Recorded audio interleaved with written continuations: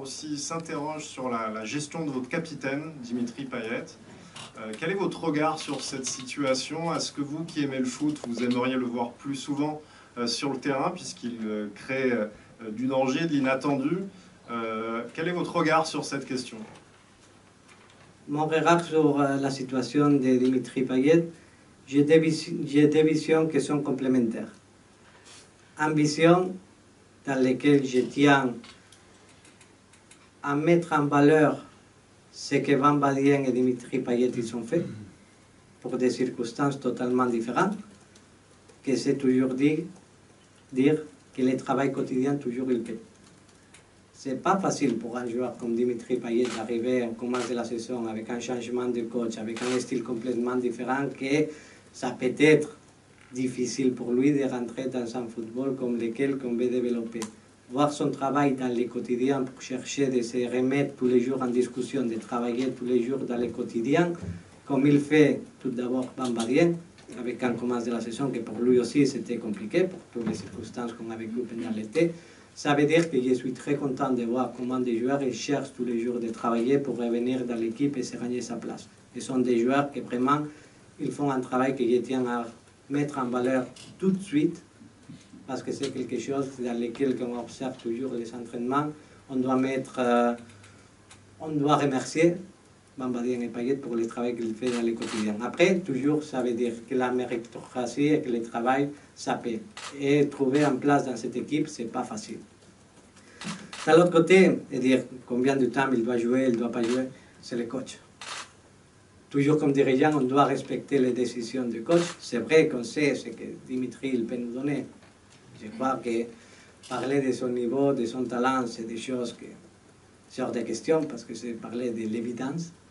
Mais c'est aussi vrai que pour les personnes qui ne sont pas en contact dans le quotidien, tenir à remarquer le travail qu'il fait dans le quotidien, c'est important. Après, c'est le coach qui doit prendre toutes les décisions, qui doit prendre combien de temps il doit gagner, parce que aussi, c'est vrai, ça c'est quelque chose qu'on dit depuis les premiers jours, le collectif, c'est plus important que tous les cas individuels qu'on a à l'intérieur de l'équipe. Vous n'en parlez jamais avec lui?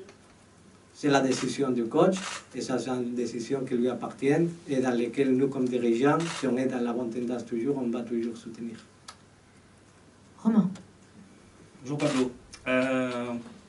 Vous êtes très actif en général sur le mercato. Là, vous avez 2 mois et demi. Il y a des joueurs qui ne jouent pas ou très peu. Je vous en citais 2. Isaac Touré, il y avait un projet qui semblait intéressant autour de lui. Il a 3% du temps de jeu cette saison. Est-ce que vous lui cherchez un prêt? Et le deuxième, c'est Luis Suarez qui a disparu depuis 2 mois. On le voit sur les feuilles de match, mais on ne le voit plus sur le terrain.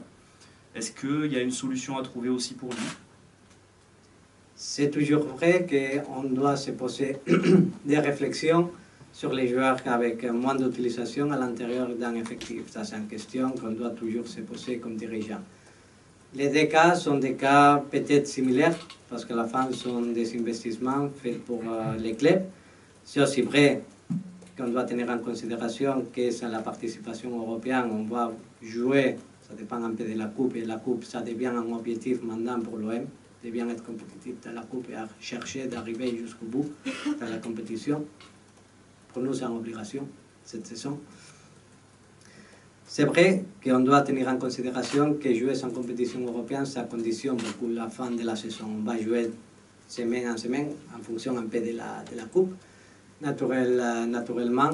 Pour ça que l'espace dans l'équipe, ça va être encore plus réduit. C'est bon, on se pose maintenant, on a du temps à planifier pendant 1 mois et demi, pratiquement, sur les cas individuels d'Isaac Touré et de Luis Suarez, mais c'est vrai que pour nous, qui sont des joueurs dans lesquels on investit, on doit se poser les bonnes réflexions. Je crois que la question naturelle sur la situation individuelle des joueurs, c'est une question qu'on va parler à l'interne. Encore, on n'a pas parlé. On va donner un peu de souffle pendant la prochaine semaine. Javier, Igor et David Frio, on se mettra à discuter des cas individuels, mais c'est vrai qu'il faut faire des réflexions sur la participation des joueurs qui sont des actifs du club.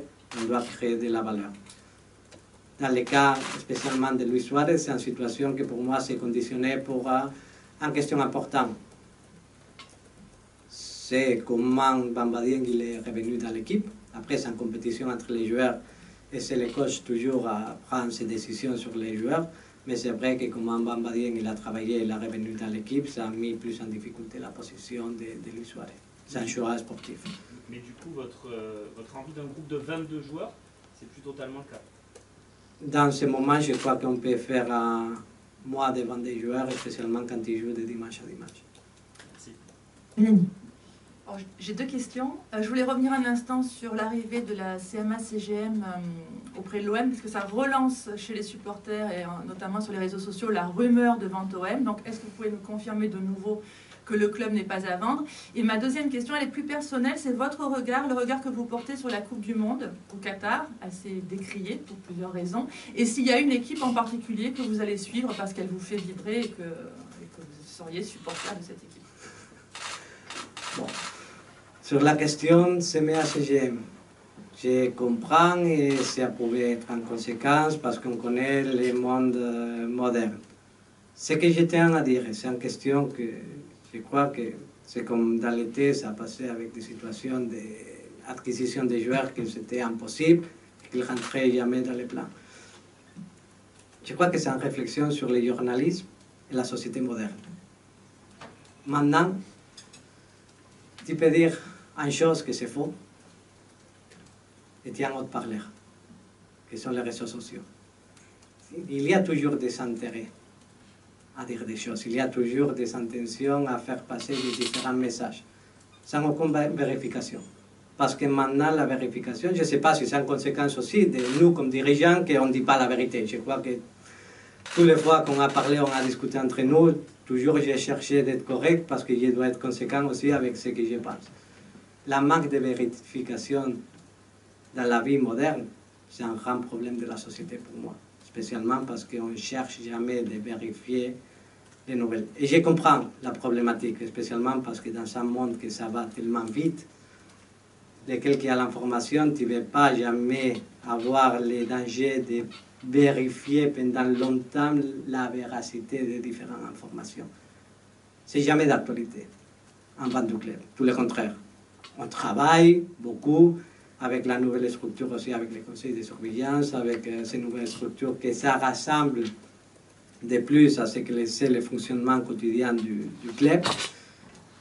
On a un projet qu'encore, hier on parlait d'un projet à 5 ans, de comment développer des différentes choses, de comment arriver à 2024, que ça va marquer avant et après dans le football international avec la différente distribution des compétitions européennes ou dans le cas du football français avec une nouvelle distribution des droits de télé et avec un nouvel tender des droits à niveau national de football français dans lequel on doit travailler tout le football français ensemble. C'est jamais d'actualité et je ne sais pas pourquoi dans le monde actuel on a ces nécessités en continuation de faire passer tous les messages sans vérifier ou chercher de faire des polémiques qui sont alimentées par les réseaux sociaux. Jamais je pourrais entendre, mais le message est clair. Il n'y a rien, tout le contraire. On doit remercier CMA-CGM pour la confiance qu'ils nous donnent pour devenir un partenaire majeur du club. C'est jusqu'à là-bas l'actualité. Sur la Coupe du Monde, mon pensée, et je cherche d'être mesuré. Je ne suis pas content de jouer en Coupe du Monde, nos joueurs, qu'il y a dans le monde du football, en Coupe du Monde dans le mois de novembre. Ça, c'est quelque chose qui est atypique. Ça, c'est quelque chose qui a conditionné beaucoup le commencement de la saison, avec beaucoup plus de blessures, avec une compétition européenne que tu dois jouer pratiquement chaque semaine. Ce n'est pas habituel. Jouer en Coupe du Monde à la moitié de la saison, ça change mentalement les joueurs, ça change les préparations, ça change la dynamique pendant un championnat. Jamais je pourrais être d'accord de jouer dans ce moment ici. Spécialement, je me considère un peu traditionnaliste du football. La Coupe du Monde, ça va toujours. À la fin de la saison, les joueurs ils sont engagés parce que tu as tes objectifs pour la Coupe du Monde après ta saison. Et tu as toujours la volonté, on se dit toujours, que la saison, vraiment, ça commence en mars. Parce que c'est le moment que tu te joues les matchs importants de la saison. Ce n'est pas normal pour beaucoup de joueurs de devoir jouer chaque 3 jours au commencer la saison et arriver en Coupe du Monde. Et beaucoup de joueurs, et je comprends, c'est normal, je ne dis pas que c'est le cas ici chez nous, je ne considère pas, Mais je comprends la tendance de beaucoup de joueurs à penser pendant les 3 dernières semaines ou 2 dernières semaines de qu'est-ce que ça va se passer avec les carrières, si ça va être un compromis pour la Coupe du Monde ou pas. C'est pas normal. Et j'aime pas changer la dynamique normale du football.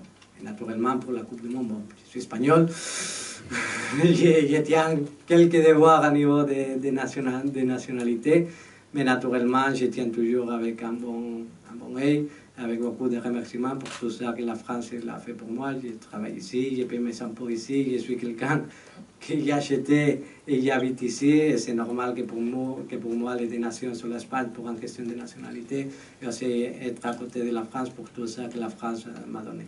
Mais vous allez y aller ou pas? Oui, spécialement parce que je considère que c'est important aussi qu'un club, à niveau institutionnel, doit être à côté de ces joueurs parce que c'est une bonne nouvelle pour nous comme club qu'on doit supporter.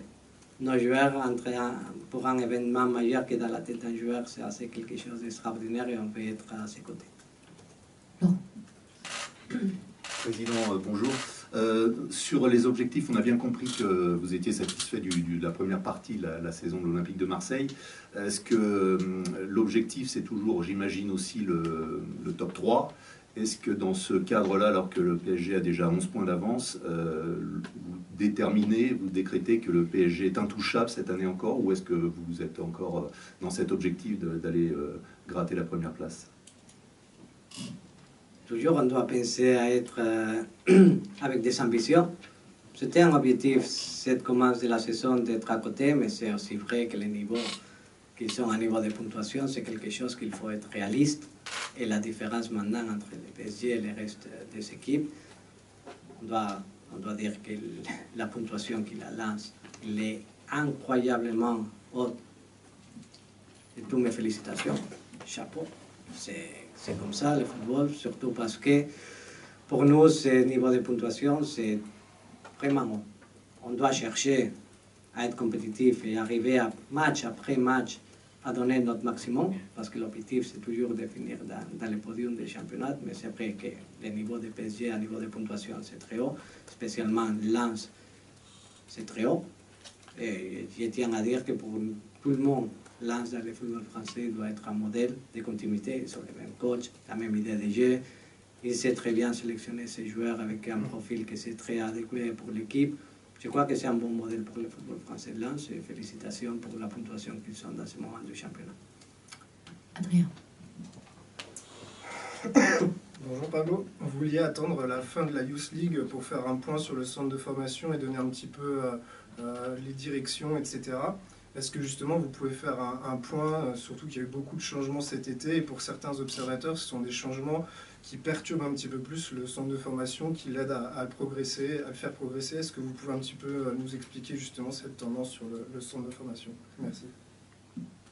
Faire une évaluation sur les résultats en Youth League, c'est jamais positif.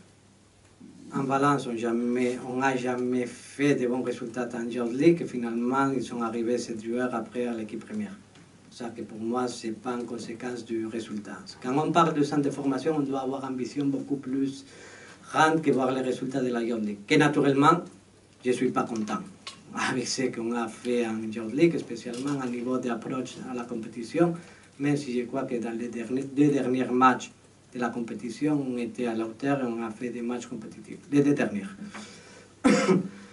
Pour nous, les points d'évaluation dans un centre de formation, après tous les changements qu'on a fait il y a 5 mois, ce n'est pas encore quelque chose qu'on peut mettre à l'évaluation. C'est vrai qu'il y a des tendances, mais les tendances, ça doit être très clair, et spécialement parce qu'on doit bien positionner les centres de formation dans le niveau qu'on est. On est un centre de formation qui n'était jamais performant pendant les dernières années. Ça, c'est une question que dans l'économie du football français, c'est fondamental. C'est fondamental aussi pour nous comme projet, pas seulement pour une question d'économie ou une question à niveau de budget, c'est une question aussi de l'identification de nos supporters avec l'équipe. Quand il y a des joueurs qui viennent des centres de formation, c'est le rêve de tous supporters d'avoir des joueurs qui viennent des centres de formation. Pour nous, c'est fondamental. Et c'est une question que c'est inacceptable que maintenant on n'a pas aucun joueur qui vient de centre de formation dans l'équipe première. Pour moi, comme club, c'est inacceptable. Totalement inacceptable, et c'est une situation que ça ne peut pas durer pendant le temps. Et c'est un échec, que moi je me considère la première, parce que je suis arrivé ici en 2020, c'est un échec à tout le monde. C'est un grand échec comme club. Notre projet, les centres de formation, ça doit être très important. Dans le moment que tu as un échec, tu dois changer. Tu dois faire beaucoup de changements, spécialement parce que vraiment, pas avoir joueur dans l'équipe première, qui vient du centre de formation, c'est quelque chose dans lequel ça me touche beaucoup. Je ne suis pas satisfait avec moi-même, la première, parce que c'est quelque chose que c'est inadmissible. Inadmissible. Qu'est-ce qu'on doit faire? On doit chercher de penser comment changer les choses. On a fait venir beaucoup de gens. Je crois qu'on a passé beaucoup de faire un travail beaucoup analytique, que c'est la tendance aussi naturellement en France. On a cherché de faire une approche beaucoup plus collective, parce que ça c'est quelque chose aussi qu'on veut donner à l'équipe première, et je crois que c'est le modèle aussi de développement du centre de formation. On doit chercher la façon dans laquelle on recrute des joueurs. Je crois qu'on doit recruter des joueurs à niveau local, beaucoup plus de ce qu'on fait maintenant. Je crois qu'on doit faire un vrai projet dans lequel les joueurs qui viennent de la région, ils se développent de plus en plus, et passer à faire seulement des acquisitions de joueurs dans la post-formation. À partir de 18 ans, entre 16, 17, plutôt 17 et 18. Finalement, tu dois travailler avec les joueurs qui sont dans la région. On avait dit qu'il y a beaucoup de licences qui se font ici dans la Ligue méditerranéenne. Je ne comprends pas pourquoi dans tout ce temps, on n'était pas capable de faire sortir des joueurs. Et ce n'est pas parce qu'il n'y a pas de talent. Non, je ne crois pas en ça. Quelle est la différence d'être né à Marseille ou être né dans une autre région au monde? Je peux accepter Buenos Aires, Rio, Paris, la production des joueurs qui sont les trois piliers fondamentaux de la formation à niveau international. Mais je ne comprends pas que la Real Sociedad, ils sont 14 joueurs nés dans la région, ils sont dans l'équipe première. Et si à Marseille, qu'est-ce qu'on fait de différent avec la Real Sociedad? Ce n'est pas pour une question physique, ce n'est pas pour une question, on peut dire, comment ça se dit, d'ADN, génétique, pardon. Pour moi, c'est une question de travail. C'est une question de travail, c'est une question de mentalité, mais surtout, c'est une question d'exigence. Ce que j'ai trouvé dans les centres de formation, c'était que le niveau d'exigence qu'on veut mettre dans l'équipe première, et qu'on voit maintenant avec Igor Tudor, ce n'était pas la même au niveau des centres de formation. Et pour nous, le principal passage maintenant dans les centres de formation, c'est de recruter plus à niveau local et d'augmenter 10 fois le niveau d'exigence. J'aime pas le confort. Jean-Claude.